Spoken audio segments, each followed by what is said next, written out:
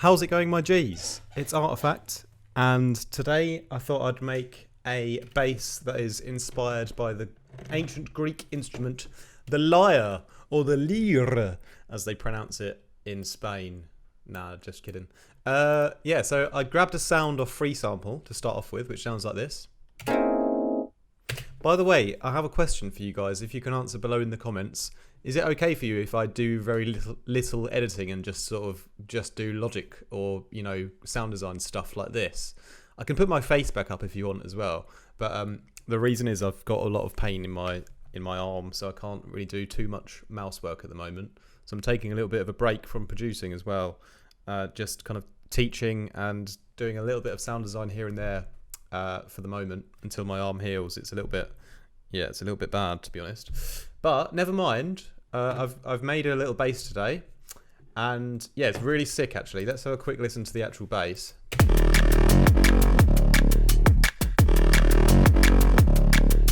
So this is the REESE, the LYRE REESE, I'm going to call this video, and yeah, it's made by Resampling the LYRE. And what's great about resampling random sounds, like for example a lyre, is you can accidentally come up with great new textures that you wouldn't normally be able to. That's why I always encourage people to you know, design basses, you know, based off of just experimentation and trial and error, rather than trying to replicate someone's sound. And I always make jokes about how to make a bass like Dillinger and all this kind of stuff. But yeah, I think that because sound design is the possibilities are so endless, you're better off just doing something random and trying to get it to work and creating something like really awesome. Like this bass is wicked for me. I've never heard anything like it. And I would never have made that if I didn't just like chance upon resampling a lyre, which is a beautiful instrument on its own. But let's talk about how I did it. I'm going to upload this preset pack. Shout out to my new preset pack, also available down below. Shout out to my sample pack as well. Don't miss out on that. That has got some wicked drums and things in, and lots of other things. But yeah, this break is in my sample pack, along with the individual hits and everything as well. But yeah, what am I doing? Oh yeah, I'm making music, right? So going back to this sound design. I started off like with this sound here, and then I just ran it through pull stretch just to make it longer, because I wanted a longer sound. So all I did was put on pull stretch. I've done loads of videos on it before, so check those out if you haven't used it before. But it's very simple. I just tweaked 1 or 2 settings, and it came back with this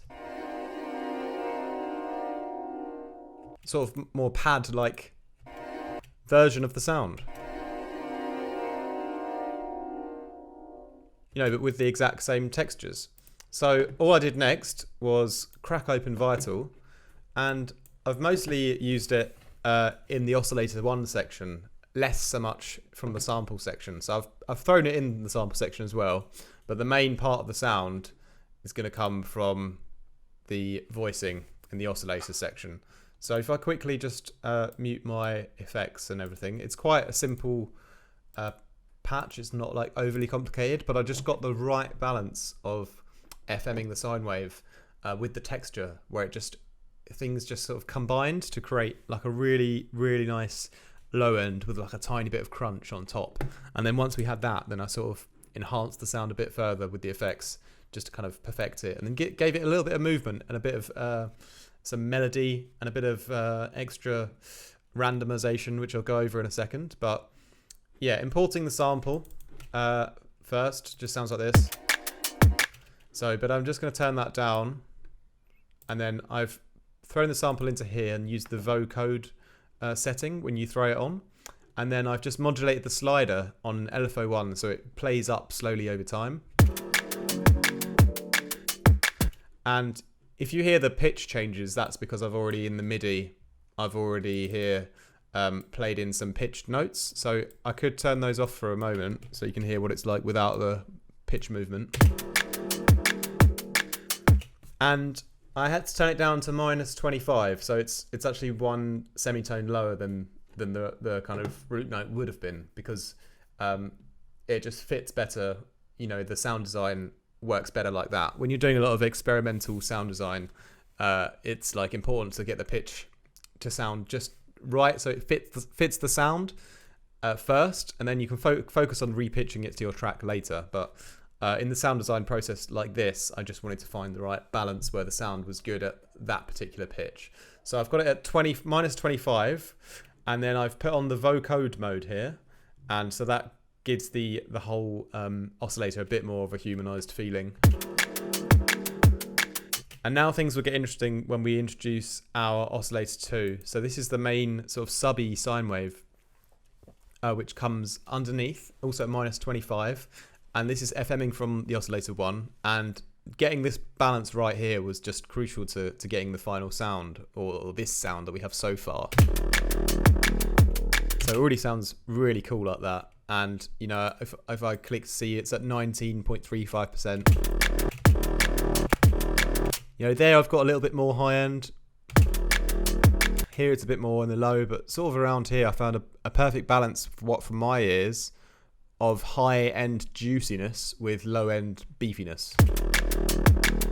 It's got this like, it's really like powerful low mid-range kind of emphasis. And then to pad the sound a little bit further, I've just added in one more sine wave, FMing from oscillator 2, also similar kind of setting. And this is just a higher up one, so it's at -1, so it's still like, you know, in the same note, just the octave has changed. If I turn that up, a little bit overbearing, so I'm just mixing it in the background a little bit here. And this has got some unison on, so there's a little bit of sort of detuning and stereo width coming from this part of the oscillator section. So that's all sounding really nice to me. And I've got a few other modulations going on here. It's the oscillator 2 morph amount. So I've got a little shepherd tone mode on here, which adds some more harmonics into the sine wave. And this just kind of rolls back a little bit as the LFO goes up. You can see the sine wave like slightly kind of moves its shape a little bit. And that just makes it a little bit more interesting over time, you know? And the other thing I've done is I've just rolled up the level of the original sample on the LFO as well. So that also, you kind of just hear it flickering in right at the end, you know, the original sample. And it's a little bit sort of out of pitch, but it's just this kind of effect right at the end of the sound. So it's just a nice little way to add a bit more of a natural sort of randomness to the overall bass. Now filter 2 is filtering everything pretty much. And I've just mixed in a tiny bit of the filter, well, a little bit more than a tiny bit, like a small amount, and just had a little mid-range kind of movement here, which has been randomized with the random 1, just to create a little bit of interest in the low mid-range. So pretty happy with that overall. And next up, I'm just going to quickly roll over to the effects, and I've really distorted it a lot because I found this nice balance with the sine wave and the FM amount, you know, having that low mid power and a little bit of crunch on top. And I wanted to exaggerate that. So once I had that setting right, then I distorted it a lot. Soft clipping. So it's keeping that kind of emphasis intact and just, you know, exaggerating it, or sort of boosting it, you know, in a clean way with the soft clipping. Then a little bit of chorusing, just to add like a tiny bit of extra stereo depth to it.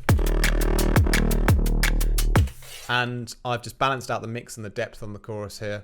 The compressor, I've gone for my open the floodgates mode. So what you do for the open the floodgates, let it all out, full release. No, so the release is all the way down, the attack is all the way up.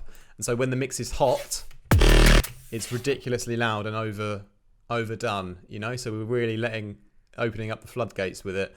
And now, once we've opened those floodgates, I'm just going to mix it back. So I'm going to just mix in a bit of that power. Hey, not too much, because the floodgates are really heavily open at that point. And then the EQ, finally, I'm doing my magic mid-range boosting, where I'm going to boost any holes in the sound.